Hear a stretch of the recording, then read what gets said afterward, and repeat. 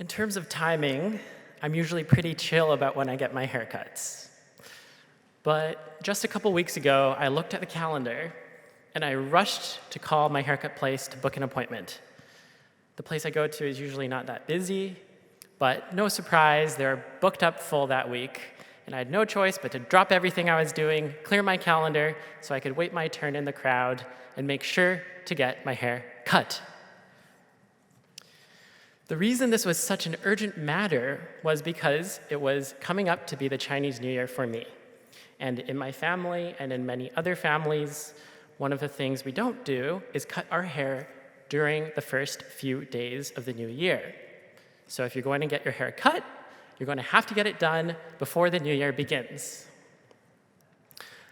And the reason we don't get our hair cut in the first days of the new year is that the word for hair, pronounced in Cantonese as fat, sounds like the word for issuing forth or prospering, as in Gongxi fat choi.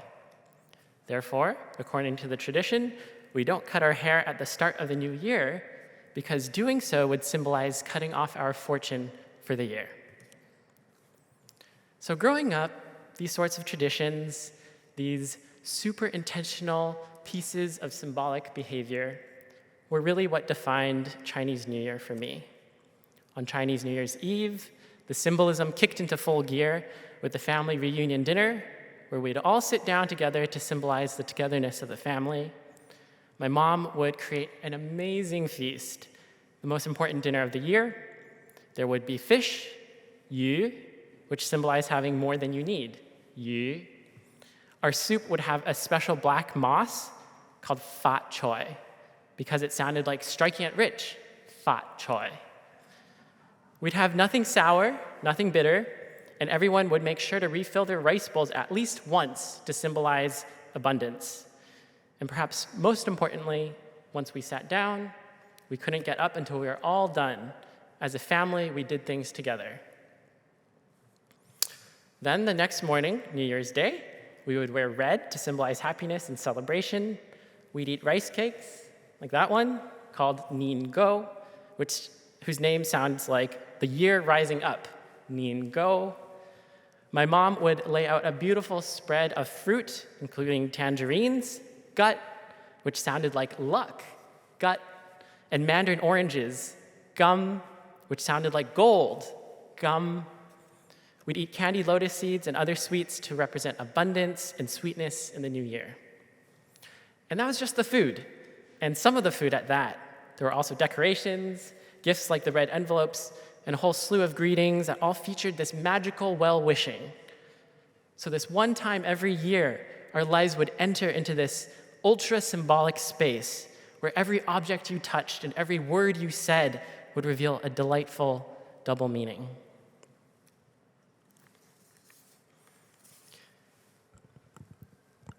I often think about these customs and wonder, just what exactly are we doing when we're doing these activities and saying these things?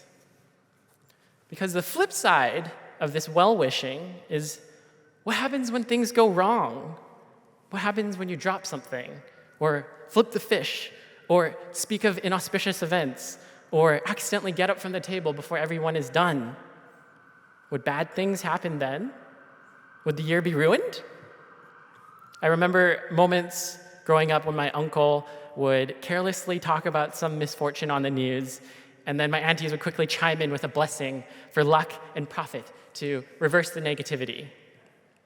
Or if one of the kids cried or whined at the family reunion dinner, my mom would have strategies in place to nip that in the bud. Some might, and do, call this being superstitious. Is that what it is? This question actually was raised early in Chinese intellectual history, and there are lots of different opinions about how the world worked. Chinese Confucian thinkers, in particular, were divided into different camps. There were some, like the 3rd century BCE scholar Zhou Yan, and later Dong Zhongshu, who actually believed that human actions really could induce the universe to behave differently, especially through symbolic, ritual, or moral actions. They articulated a system of what scholars call correlative cosmology, which assumes that things with similar or correlating properties can influence each other. So by manipulating one, like the tangerine, it's possible to manipulate the other, like your luck in the world. And you can see this principle at play in Chinese geomancy or feng shui and numerology with good luck or bad luck numbers or other things. So on this understanding of the world, yes, in the new year, we do actually invite good fortune through what we say by invoking words and symbols that correlate with auspicious things in the new year. But others considered this absolutely ludicrous. The first century thinker Wang Chong formulated it this way. He said, "Humans live on the earth's surface like fleas in the fold of humans' clothing. So if these fleas wanted to influence what humans thought, and they screamed into our ears, we wouldn't even be able to hear them. So likewise, it's absurd to imagine that heaven and earth could understand the words or wishes that we humans make." So shaped as I am by kind of a modern, naturalistic, scientific worldview, Wang Chong's point definitely resonates. But then when we say to each other these blessings, and we eat these foods, and we play with all these double meanings, what then are we doing? Xunzi was another Confucian philosopher who, like Wang Chong, railed against what he saw as the superstitions of his time.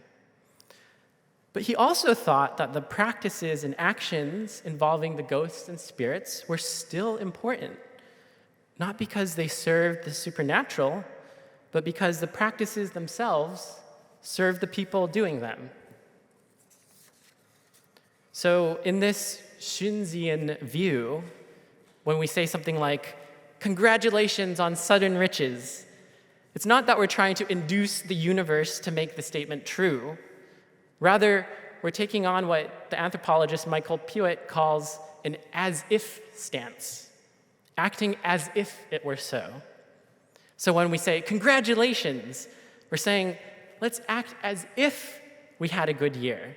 Let's begin this new year with a tone, a positivity, an assumption. And so we bring ourselves into a different place and a different mindset so that we can let go of the burdens of the past, and even not knowing anything of what the future holds in store, still act as if it was going to be good. It reminds me of a famous psychology experiment in 1988 where researchers made some participants hold a pen in their mouths so that their teeth were showing, mimicking essentially a smile without telling the participants to smile. And the participants who were made to smile in this way actually rated cartoons they read as funnier than those participants who didn't. So the study suggested that the act of shaping your mouth as if you were smiling actually made you happier. In other words, the celebratory act was not a result of your being happy. Your happiness induced, in a way, the celebration. Or no, sorry, your happiness was induced, in a way, by your celebration. So on this Xunzian as-if view of these New Year's customs, congratulations is a preemptive celebration that lets us act as if it were true. And so this carries us into a year where we might make that possible.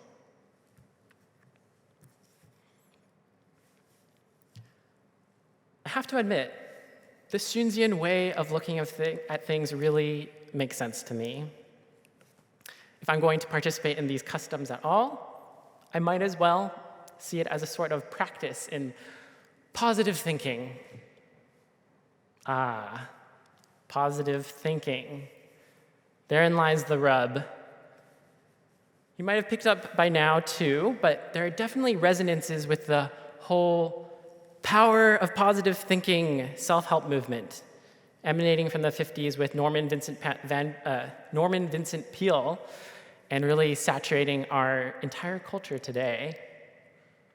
Practicing positive affirmations and visualizations that will change your attitude and make you happier. Doesn't that all sound familiar? I think we know by now that as well-intentioned as it is, the power of positive thinking concept has also caused a lot of harm. It certainly helped create a culture that has silenced or minimized experiences of trauma and oppression, and it's made people feel erased and inadequate, and sometimes put blame on individuals for not thinking positively enough instead of underlying systemic dysfunctions. The problem with this power of positive thinking is that it doesn't leave the necessary room for addressing the not so positive. This year, this came into stark relief. After 3 years in the pandemic, our family celebrated Chinese New Year's Eve reunion dinner inside my parents' home for the first time in 3 years. And it was great. It was amazing. There was so much joy in picking up all the customs again as we filled the space with blessings and good fortune. But then I saw the news. A mass shooting killing 11 people celebrating the Lunar New Year in Monterey Park. I don't know when everyone else found out because we couldn't talk about it. It was New Year's Eve, and we could only talk about positive news and positive things. So, alone in my thoughts, the juxtaposition was jarring.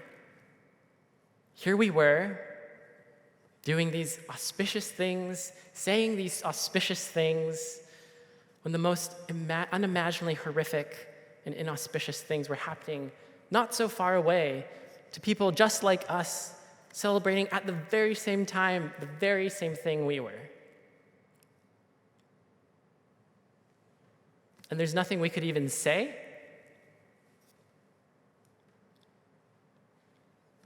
How are we supposed to grieve and celebrate at the same time? That's the question I saw echo around my social media channels. How are we supposed to grieve and celebrate at the same time? Those blessings, they took on a painful tenor that evening. All these positive phrases, all these lucky words, all these auspicious symbols, they weren't good enough. They don't make sense in moments like this. We're saying Gongxi Gongxi, congratulations. In this moment, congratulations on what? To what? What are we doing when we are saying these things?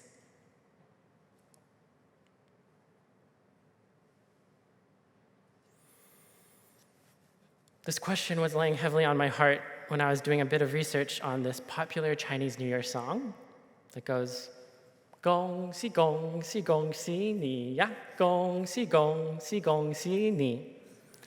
This is sort of the jingle bells of Chinese New Year. So it's ubiquitous everywhere you go in the most garish, poppy renditions with loud synthetic tracks, clanging cymbals, children's laughter. If there's a scale on 1 to 10 on relentless positivity, this would be an 11. Gongxi Gongxi Gongxi ni ya, Gongxi Gongxi Gongxi ni. So I was looking into different versions of this song when I stumbled on an early recording from the 1940s. And it was remarkably different. It was simple, plain, unadorned, even a hint of somberness. Gongxi Gongxi Gongxi ni, Gongxi Gongxi Gongxi ni. Apparently, the popular songwriter Chen Gexin had been jailed during World War II for his music, and he had written this song to commemorate the end of the year. Gongxi Gongxi Gongxi ni. And in that melody, I could imagine what Chen Gexin was seeing as he wrote it. World War II had just happened. 8 years of invasion, 4 million Chinese troops dead, 10 million civilians dead from violence, 5 million more dead from famine, a country exhausted, shattered, broken. And amidst that wasteland of destruction, Gongxi Gongxi Gongxi ni, spring would be coming. Amidst the ashes, amidst the tears, amidst the horrible loss and trauma, a will to hope. What Chen Gexin found in that song was more than the power of positive thinking. It was a will to hope, not in the ignorance of suffering, not in the dismissal of suffering, but in the midst of suffering, in the face of suffering. Gongxi Gongxi Gongxi ni.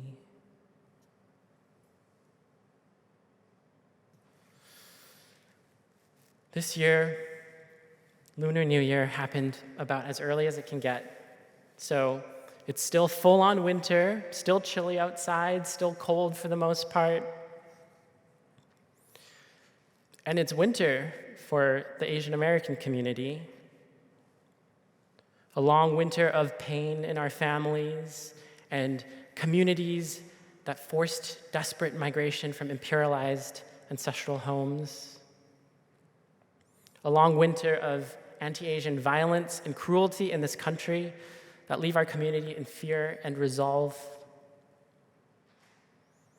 A long winter of Asian invisibility and erasure as the perpetual other, or the stereotypical props in other people's stories.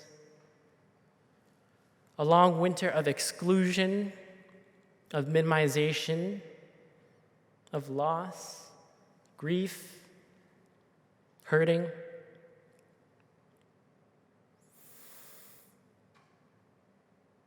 In the chill of this winter, we choose to say these blessings, not in the ignorance of suffering, but in the face of it.